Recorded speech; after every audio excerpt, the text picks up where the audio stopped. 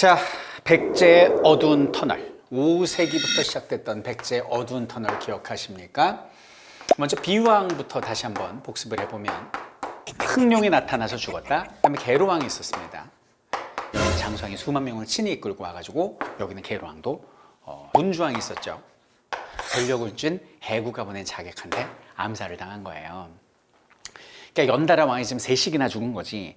그럼 여기도 문주왕 다음에 누가 왕이 되느냐? 삼군왕이라는 사람이 나와요.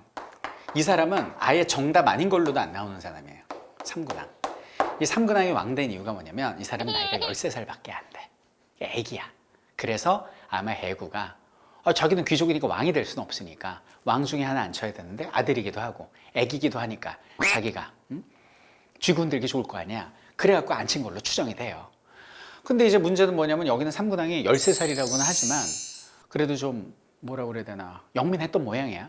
해구가 2년 뒤에 반란을 벌였다. 이게 그래서 해구가 반란을 벌였는데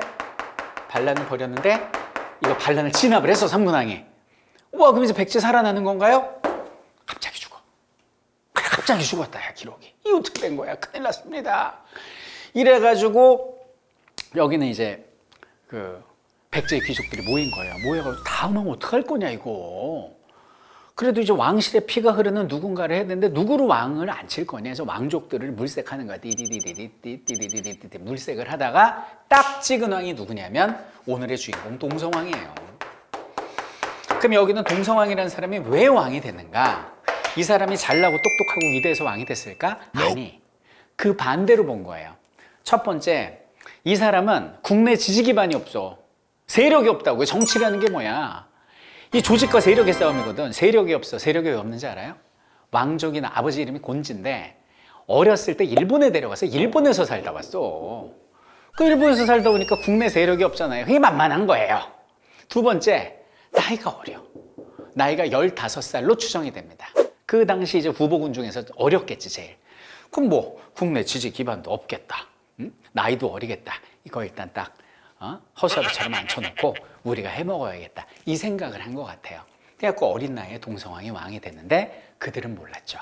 동성왕의 영민함을. 이 사람이 나름 영민합니다. 이 당시 이제 이 백제 웅진성 안에 백제 귀족이 어떻게 이제 나뉘어져 있었냐면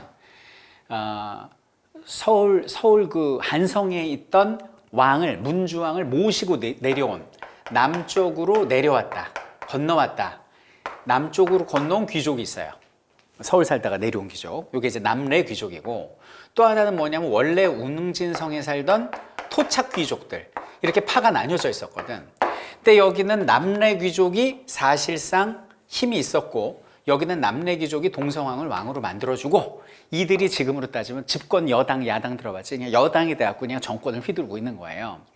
근데 여기는 동성왕이 왕이 딱 되고 나서 5년이 지납니다. 5년 뒤에 여기는 동성왕이 누구를 등용을 하느냐? 여기는 토착 귀족들을 등용을 해. 무슨 얘기야? 집권 여당으로 만들었다는 얘기지. 이건 뭐예요? 귀족끼리 서로 싸움을 붙입니다. 서로 견제하게 한 다음에 그 누구에게 힘을 몰아주지 않고 견제하게 하면서 자신의 왕권을 강화하려 한 이게 바로 동성왕이다 이거야. 그 동성왕이 되게 뛰어난 게 뭐냐면 자 보세요. 이 동성왕이 외치의 귀신이다 이거야. 와우. 외교의 신이야. 외교의 신. 딱 당시 이제 백제 상황을 보자고. 백제를 보자 말이야. 백제가 여기 있어. 백제가 여기 있어. 백제가 여기 있고 이렇게 금강에 있으면 이제 웅진에 이렇게 딱 이러고 있잖아요. 한강은 이미 고구려한테 뺏겼고 고구려고. 근데 여기는 이제 북조 같은 경우는 북쪽의 왕조는 이거 이미 이제 고구려하고 이제 막 짝짝꿍이고 그런 상황에서 고구려가 여기는 남쪽의 왕조하고도 수교를 맺었다는 소식을 들은 거예요. 이거 아니다. 이러면 큰일 난다. 중국을 놓치면 우리 다 잃는 거다. 그래가지고 여기는 백제의 동성왕이 고구려의 방해를 무릅쓰고 피하고 가서 여기는 남자한테 초공을 바치겠습니다. 그래라.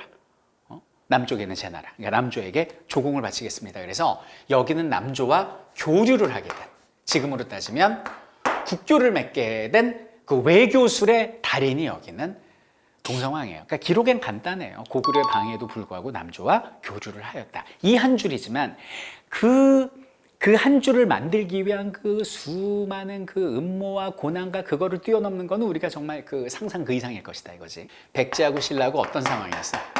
그 전에 여기는 비유왕 때 나주 동맹 맺었잖아요. 이걸 더 공고히 하는 거예요. 그래가지고 여기는 백제의 동서왕이 어떤 행동을 하느냐? 동서왕이 신라의 당시 이제 그 소지마립간이래요. 그 신라는 왕이라고 안 하고 나중에 배우는데 이제 마립간이라고 그러거든. 그 소지마립간한테 연락을 한 거야. 저기 제가 좀 결혼을 하려고 하는데요. 제 짝을 구해야 되는데 신라 여성과 결혼하고 싶습니다. 청혼합니다. 알랑비오 이렇게 얘기를 한 거예요.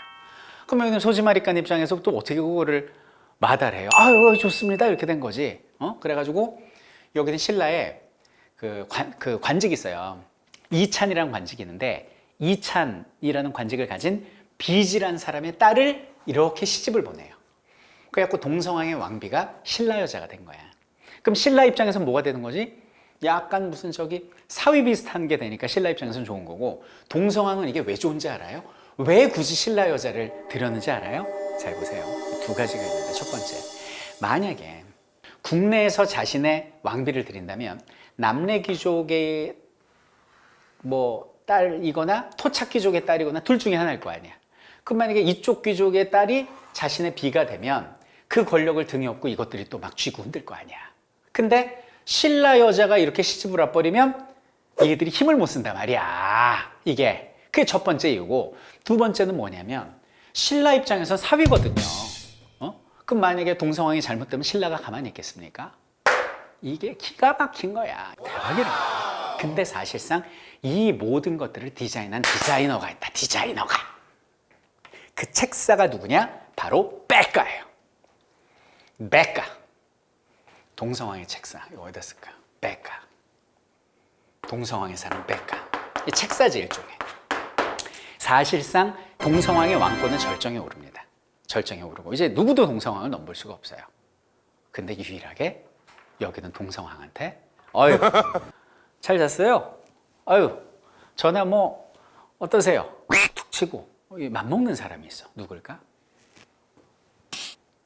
그러니까 동성왕은 어떤 생각을 했을까? 내 다 이루었는데 이제 백가에게 주었던 권력을 다시 내가 가져와야겠다. 다 이뤘으니까. 그래갖고 백가를 갖다가 지방으로 좌천시킵니다. 기록이 있어.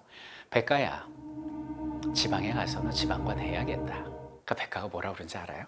보통 어명이면 뭐라고 그래요? 옛날에 사약만 내려도 성은이 만극하여다 그러면 먹어야 되잖아. 백가가 뭐라고 그러는지 알아요? 못 갑니다. 이렇게 얘기해요. 못 가? 왜 못 가? 아파요. 병으로 핑계를 대면서 못 간다는 반항을 한 거야. 백가야, 아프냐? 예, 아파요. 나도 아프다. 가라. 이러면서 간 거야, 백가가. 그래 놓고 동성왕이 샴페인을 집어버린 거야.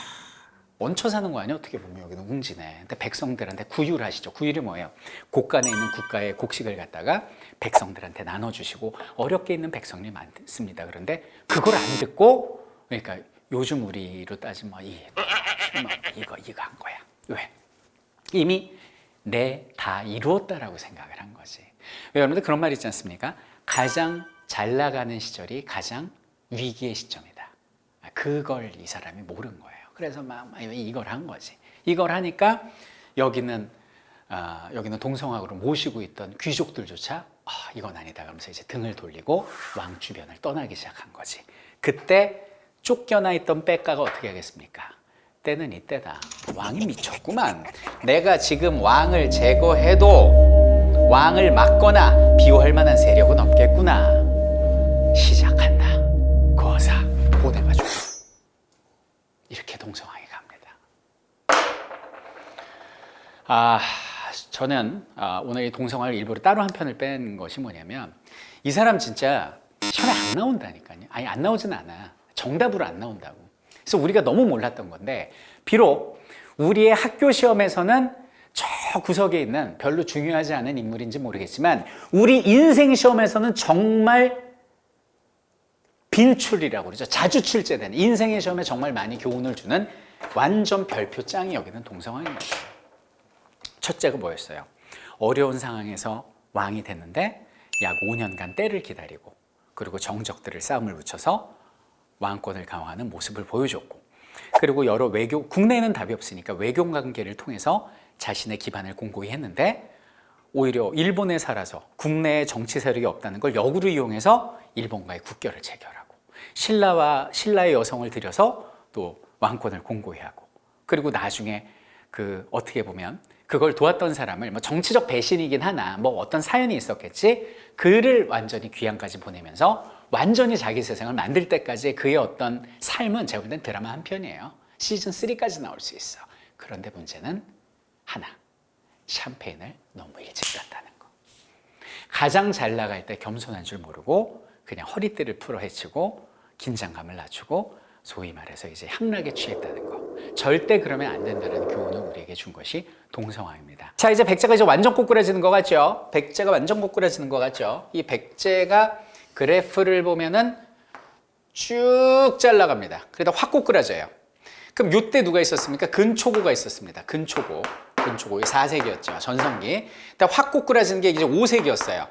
비유, 계로, 문주, 동성이 바닥 찍고 놀라지 마십시오. 다시 치고 올라갑니다. 다시 치고 올라가. 야, 이거 또 무슨 반전이냐? 어떤 분들이 있기 때문에 이게 가능한 거냐? 요 비밀의 문 지금 열립니다.